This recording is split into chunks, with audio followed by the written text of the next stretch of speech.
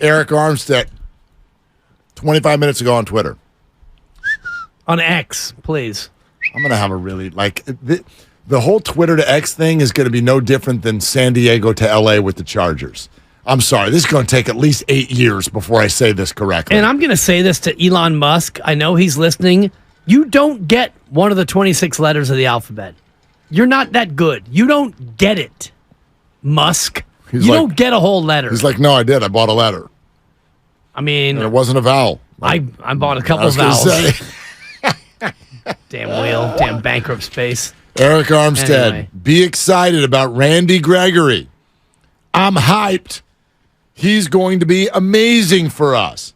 Also, send gratitude to Kerry Hyder Jr., who the Niners did release in order to make room for Randy Gregory. If you missed that part of the story, he says Hyder led our team in sacks in 2020, played end, played tackle on way to the NFC Championship game in 2022. That from Eric Armstead. What'd you think of the Randy Gregory signing for the Niners? Makes perfect sense. And acquisition, I should say. Well, I was thinking about it yesterday and even 2 days ago when the Broncos released him, how he would be the perfect fit because they need somebody else on the other side of the D-line to take some pressure off of Nick Bosa. And I know that you've had Drake Jackson, who's done pretty well, and up the middle, Armstead has been great, and Javon Hargrave's been great. They have good depth on the D-line, but you could never have too much D-line. And if you have somebody on the other side of Nick Bosa who can really be a problem, maybe you unlock Nick Bosa. And I'm not saying he's played poorly. He's played well. PFF has him as the number one. You know what I'm saying?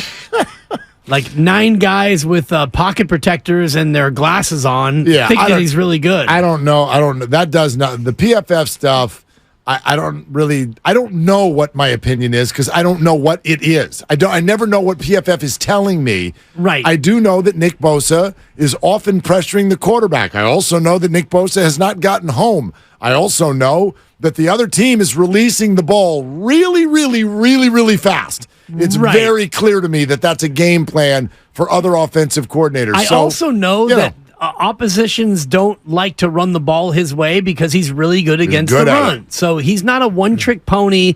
He's not just a pin your ears back and let him loose kind of a pass-rushing phenom. He's a good football player. And the more good football players you have on a defensive line, the better you're going to be in trying to pressure a team. So I like the signing. Yeah, the Gregory thing, and if you're just joining and you hadn't heard, Broncos trading Randy Gregory to the 49ers. Essentially, it was a pick swap. The 49ers give up a 6th next year in exchange for a 7th coming back. Ooh, a 7th? Well, the Broncos are not good, and the 49ers are. So what you're really talking about is moving back like, I don't know, 10 spots in the draft. It was really all you did here. You move back 10 spots. You get Randy Gregory.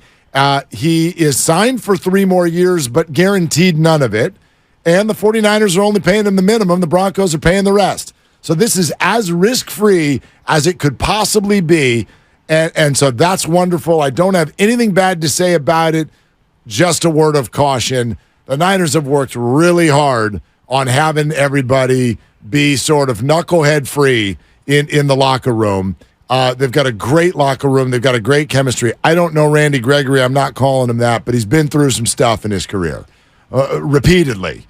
And so I just hope, and I'm sure the Niners would not do this unless they'd done their due diligence. I hope that everything from PEDs and beyond, I hope that has all sort of become a part of Randy's past if he's going to join this locker room. Yeah, and I mean, you mentioned the word knucklehead, and they're knucklehead free, and I think about things that could be derailing factors, and I think about like criminal history, number one, and he doesn't have that. Does not have that. And I think about like me first behavior where a player is like, was it Antonio Brown with the Pittsburgh Steelers, and he's going Facebook Live in the locker room, and then he burned his feet in a cryogenic chamber and all the rest of the stuff that dogged him throughout the tail end of his career. It became a distraction beyond football. Randy Gregory's a guy who's gotten into some trouble. He's missed some games based on bad decisions, I will call it. He was academically ineligible early in his college career, which is now 12 years ago. He's 30 years old. You would hope that he's gotten to a point where, I mean, shoot, he left Dallas under a cloud of discontent. Yep.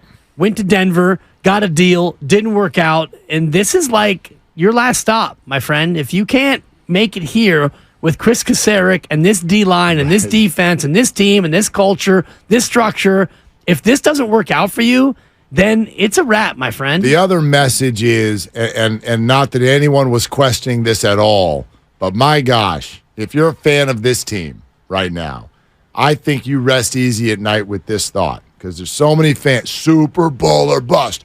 They got to do this, that, or the other, or Kyle Shanahan, we're coming for you.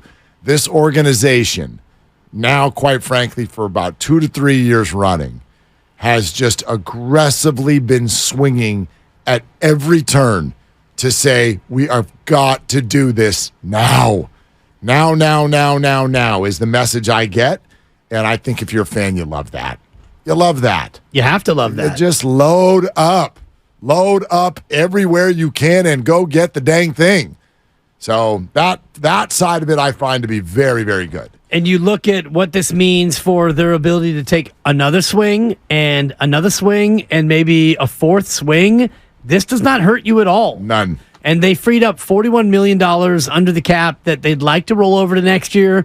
But if you get to the trade deadline, which is now 25 days away, and you realize, geez, we need a corner. We need a right tackle. We need whatever we need. You can do that because you have the cap room, and now you're showing the willingness to make a big swing. This is not a big swing, but this is a swing. It's a swing. And it's a no-risk swing like you're talking about. Yeah, 888-957-9570. I want to go to the phones. The thing I was going to say about this game that I don't think a lot of people feel, it's just got a little gut feeling, plus the number is feeding me this as well. I think there's going to be a lot of points in this game. I think this might end up feeling almost not a total full-blown shootout, but mini version of. And we can get into that a little bit more here in a second. Let's go to Dre and Lemoore, though. Hey, Dre, you're on with Willard and Dibs. What's up? Hey, you guys. I've been listening to you all week. Yesterday, I heard the little, that Ruiz guy, I think, the idiot, talking about Purdy. Yeah, he changed his name to Idiot, actually. Go ahead. Yeah, he pisses me off as much as he pisses you off, so please don't have him on. No, we won't. And I heard you guys talking earlier about Jimmy Ward, and to me, he sounded like an ingrate. You know, the Niners drafted him in the first round, and I do believe they drafted him as a cornerback, not a safety. Moved him to the safety position. He did good. And this team's all about, hey, whatever we do for the team to win. So he was playing out of position, but I thought he played great last year. I thought in the playoff game against Dallas, he did really well. He made an open field tackle. I don't think he broke a guy's leg on purpose, but do you remember that tackle he did in the open field, and the guy was out for the game? Jimmy Ward was a great 49er, Dre. Thanks for the call. We appreciate it. First of all, if you heard anyone talking Jimmy Ward earlier today, it wasn't us. I don't know who it was, but we did talk about it a few days ago. And I was critical of Jimmy Ward saying what he said on Richard Sherman's podcast for two reasons. One was he was talking about other people's bodies. Talking about other people's injuries and sort of acting like he would know what they should be feeling or doing. But he was also likening it to the financial situation that each of them are in. And I do not take a shot at Jimmy Ward for being upset that the Niners didn't play him where he wanted to be played and how often he wanted to be played. That's fine. I totally get it. But he seemed to insinuate in there that the Niners did him dirty. And even in the way he described it, I'm like, they didn't do you dirty. They looked right in your eyes and said, this is what we're doing. You just didn't like it. Right. And that's fair. That happens in business all the time. And you also are forgetting where you came from a little bit, because this is the same coaching staff that had your back when you couldn't stay healthy and re-signed you to be their starting safety when everyone else wanted Earl Thomas. So I felt like he forgot that in his comments. I don't know if he forgot it, but he spoke freely, and he took the shot that he wanted to take at Jimmy Garoppolo in terms of whether or not he could have played, and he also really kind of rat-a-tat-tatted Kyle Shanahan as to why Jimmy Garoppolo didn't play. And so that felt to me a little bit short-sighted in terms of what the organization had done standing behind him in the past.